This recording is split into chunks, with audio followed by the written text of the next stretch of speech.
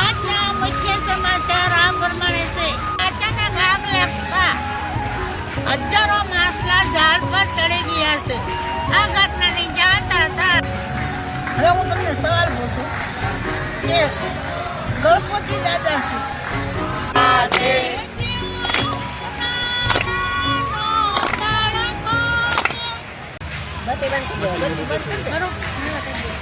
આજના મુખ્ય સમાચાર આ પ્રમાણે છે. મકોડાની જાન જાતી હતી, તેમાંથી 4-5 મકોડા હવારો કૂવામાં પડી ગયા છે. મચ્છરોને જાણ થતા તરત જ ફાયર બ્રિગેડને બોલાવી 5 મકોડાને કૂવામાંથી બહાર કાઢવામાં આવ્યા છે.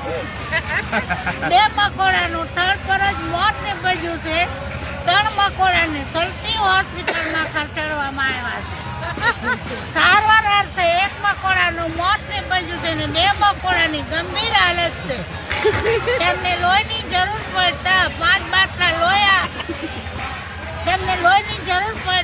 મચ્છરોએ 5 બાટલા લોહી આપી મકોડાને બચાવી લેવામાં આવ્યા. અચાનક આગ લાગતા હજારો માછલા ઝાડ પર ચડી ગયા છે. આ ઘટનાની જાણ થતા તરત જ નરેન્દ્ર મોદીએ 6 ટાંકા કેરોસીનને મોકલી આગને કાબૂમાં લેવામાં આવી છે. નરેન્દ્ર મોદીએ ફાળવ્યું છે કે માછલા ઘરબાર વગરના થઈ ગયા છે.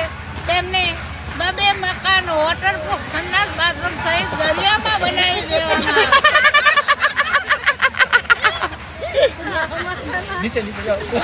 માયાભાઈ અમારા આપણે કોરોના હતો બરોબર. કોરોના હતો એટલે અમારે ટીડાને લગ્ન હતા તો મોટર મળે નહીં. ટીડો કે મારા મોટરમાં જ જવું છે. હવે મોટર મળે નહીં. મેં કીધું ભાઈ ટીડે મોટર મળતી હતી શું કરું? તો કે મોટર વગર તો હું જાવ જ નહીં ફણમાં. મેં કીધું એક કામ કર, મારી કને 1 મોટર આવે એમ છે. તો કે કઈ? મેં કીધું સબ વાહન. તો કે હાલશે ટીડો. ટીડાએ ભાઈ લાવ્યા મોટર અને શણગારી અને ટીડાને બેહાડ્યો અંદર અને 2-3 જાનડીઓને બેહાડી.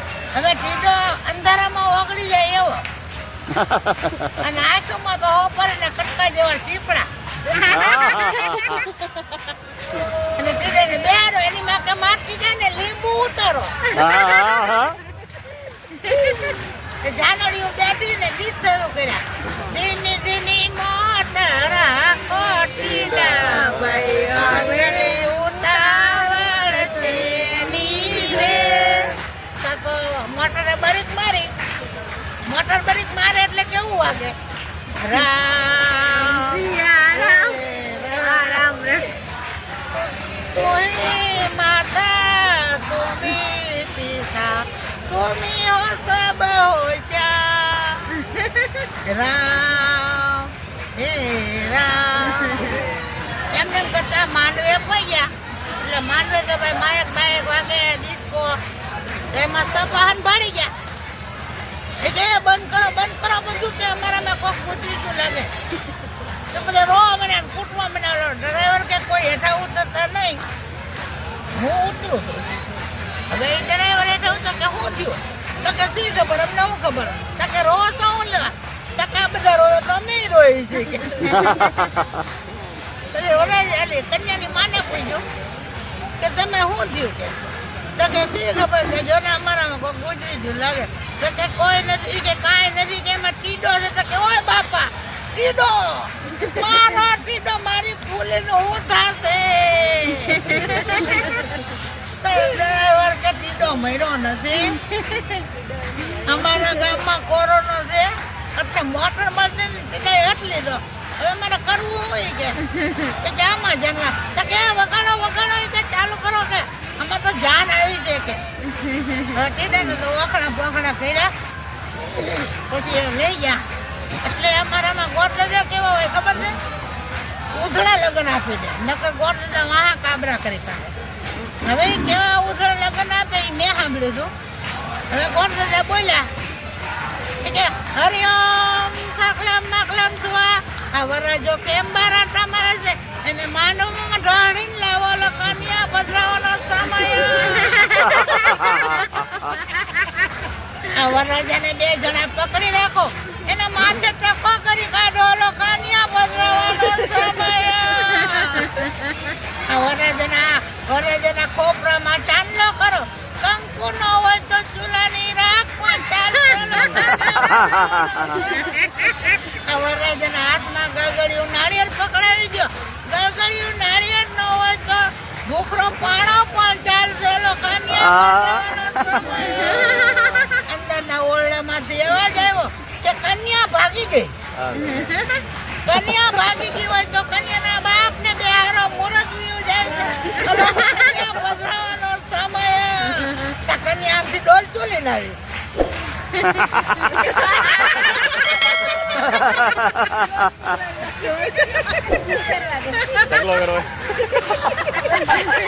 આંબાની કલમ રોપવા ગઈ હતી. નો પવન સારો આવે તો વાસ્તુગંધ સારી આવે. એટલે ફેરા ફેરવા એટલે કીડા ભાઈ ફર ફર ફેરા ફરે નમાલી નો ફરે રે. પછી તે વડાવાનું ગીત ગાય ને ટોળીએ ગીત એને વડાવે ત્યારે રોવે ત્યારે ગીત ગાય ને કેવું ગીત ગાયું હતું સાંભળજો. પ્રિય ગાઈ કેસેટમાં કે બાબુલે કી દવા તો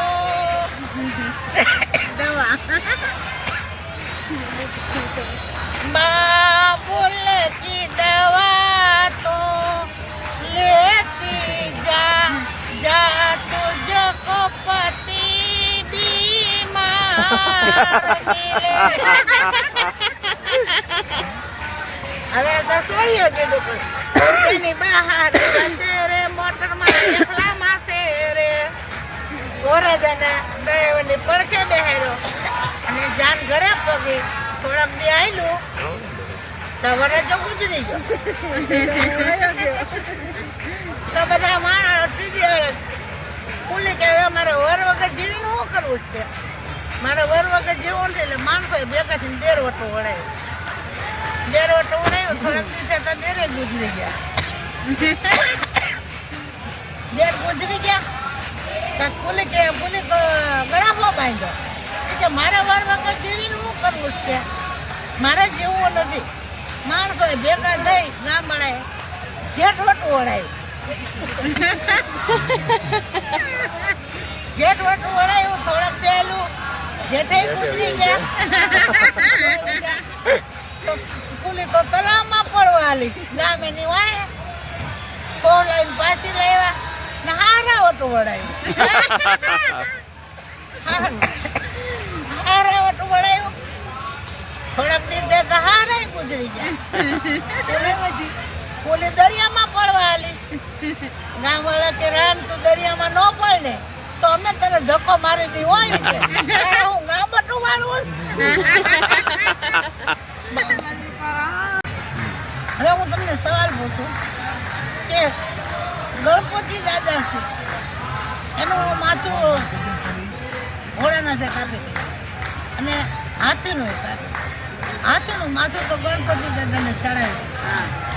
પછી હાથીનું ધડ કાંઈ ગયું ને ગણપતિ દાદાનું માથું કાંઈ ગયું. હાલો મને ખબર તો જ સવાલ પૂછું. એને ખબર હોય તો જ આપણને સવાલ પૂછે ને. તો જ પૂછે ને તો થોડો પૂછે. એટલે ગણપતિ દાદાનું માથું છે ને એ શ્રીફળ. શ્રીફળ તમે સમજો ભોળાનાથના મંદિરમાં નહીં વધે. પછી બીજું કે હાથીનું ધડ છે એનો બાજોટ બને. હા બરાબર. એના પગ જોજો બાજોટના હાથી જેવા. અને પછી એની પર કલશો મૂકે ને એની પર શ્રીફળ મૂકે. ગમે ના પહેલી પૂંજા ઈ થાય. ઘર ફેરવો કે લગ્ન કરો પણ એની પહેલી પૂંજા. આ બધી જ્ઞાનની વાતો છે. ઘડીક આપણે સરસ મોજ તો કરી. પછી આજ વાલી છે. વાલી ને છોકરી એ બે હગાભાઈ છે. હે હગા છે. હગા નથી. હગા બતાવે છે પણ હગા ખબર નથી બતાવે છે એટલે કોના છોકરા? જ્યારે બ્રહ્મદેવનો છોકરો છે ને બહુ ક્રોધ હતો. એટલે એને બ્રહ્મદેવે કીધું કે તું ધરતી ઉપર જા. એટલે ક્રોધમાં હાલ્યો ગયો, પરતો નીકળી ગયો અને તળાવ આવ્યું. એ તળાવમાં બૈરાજ ના. હવે એ કે હું એને ખબર નહીં કે આમાં બૈરાજ. પછી ઈ તળાવમાં નાવાઈ ગયો તો એ બાઈ બની ગયો. બાઈ બની ગયો એટલે આ ઇન્દ્રદેવ કે આ તો મારા આવી તો મારા શરતમાં પરી નથી એવું રૂપ છે. તો એની આરે જબરજસ્તી કરી એનો વાલી કેટલો ક્રોધી છે, જબરજસ્તી નહીં. પછી હવે એ ઋષિ પાસે ગયા કે ઋષિને કીધું કે મારી માથે આમ થયું. ઋષિ કે આ છોકરો લાવો હું રાખું અને તમે સૂર્યદેવનું તપ કરો. એટલે સૂર્યદેવનું તપ, સૂર્યદેવ પ્રસન્ન થયા. તો સૂર્યદેવ મોઈ ગયા. સૂર્યદેવ એને સૂર્યલોકમાં લઈ ગયા. એનો સુગ્રીવ પછી એને ધરતી પર મૂકી ગયા. પછી એને આશ્રમમાં મૂક્યો અને વાલીને કીધું કે આ તારા નાનો ભાઈ. એટલે બેને વાલી બહુ રાખતો. પછી એને સૂર્યદેવે કીધું કે હવે તમે બ્રહ્મદેવનું તપ કરો. પછી બ્રહ્મદેવનું તપ કર્યું એટલે બ્રહ્મદેવ એને પ્રસન્ન થયા અને કીધું કે બાપુ તમે મારી માથે આવું લેવા થયું કે આ કરવું પડે એમ. એ આવું હલાવું કલાકાર ઘટે. એટલે પછી છે ને વાલીને સુગ્રીવ નો માઈ ને બાપે ચાલો બાપા સીતારામ હવે નહીં.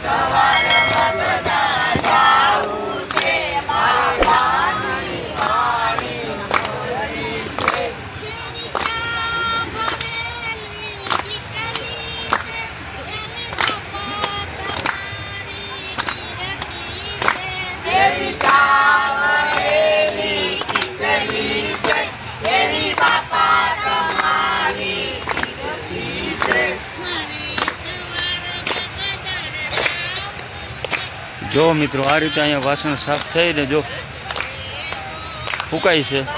પાણીની વ્યવસ્થા અને જો ફૂલ સુવિધા છે. અને સત્સંગ ચાલુ છે. ભાવનગરનું ગ્રુપ છે મિત્રો. અને માસી છે, કલાકાર જેવું કામકાજ છે. માયાભાઈને ટૂંકું પડે એવું કામકાજ છે મિત્રો. એટલે તમને આજે બતાવ્યું. અમારા બાજુમાં જ ઉતારો છે મિત્રો.